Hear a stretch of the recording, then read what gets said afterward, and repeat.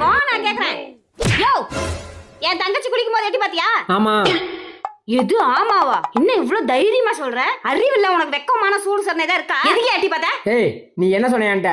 என் சோப்பை யாரும் யூஸ் பண்ண கூடாதுன்னு சொன்னீல, அதனால உன் சோப்பை யூஸ் பண்றாளே இல்லையான்னு எட்டி பார்த்தேன்.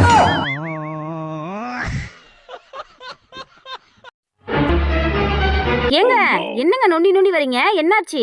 கால் வலி புள்ள, பொறுக்க முடியல. யோ கால் வலிக்குது இல்ல, அப்புறம் ஏன் பொறுக்க போற? ஏங்க இந்தாங்க நெல்லிக்காய் சாப்பிடுங்க. ஏய் இந்தா புளிக்குது, எடுத்துட்டு போ. உனக்கு போய் கொடுத்தேன் பாரு.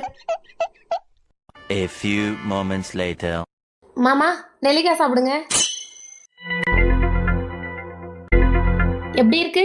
உன் கையால கொடுக்கும்போது இனிக்குது புள்ள.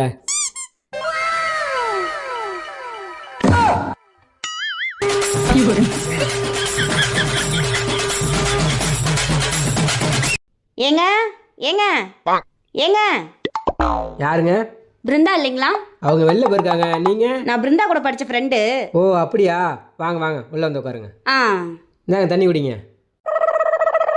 உங்களுக்கு எத்தனை பசங்க? எங்களுக்கு 3 பசங்க. ஓ சூப்பர். என்ன பண்றாங்க? முத பையன் இன்ஜினியரா இருக்கான்.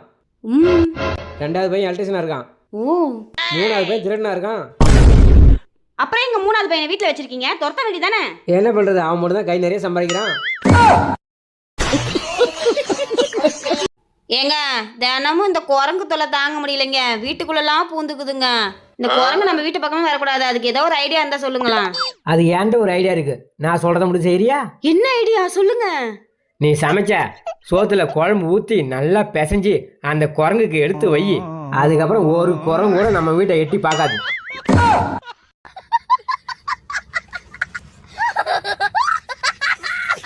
ஏங்க திடீர்னு என் முன்னாடி கடவுள் வந்துட்டா நீங்க என்ன பண்ணுவீங்க? திடீர்னு கடவுள் அவன் முன்னாடி வந்து நின்னாருன்னா உடனே நீ சந்தோஷம்லாம் படக்கூடாது. செக் பண்ணணும். எதுக்கு? கடவுள் வா முன்னாடி வந்து நிக்கிறாரா இல்ல நீ கடவுள்கிட்ட போயிட்டியான்னு. என்னங்க உங்க அம்மா என்கிட்ட சண்டை வாங்கிட்டே கிடக்குறாங்க, என்னன்னு கேளுங்க.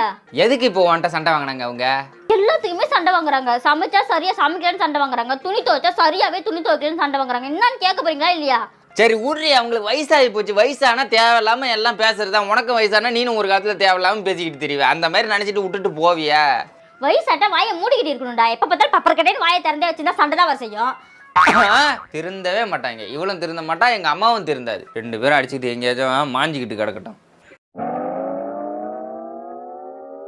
யோ எங்கயா பன்னீர் சோடா பாதிய காணோம்? கீழே ஓட்ட இருந்திருக்குடி, நான் கவனிக்கல. யாரை ஏமாத்த பாக்குற? கீழே ஓட்ட இருந்தா கீழே தான் குறைஞ்சிருக்கணும், மேல எப்படி குறைஞ்சது?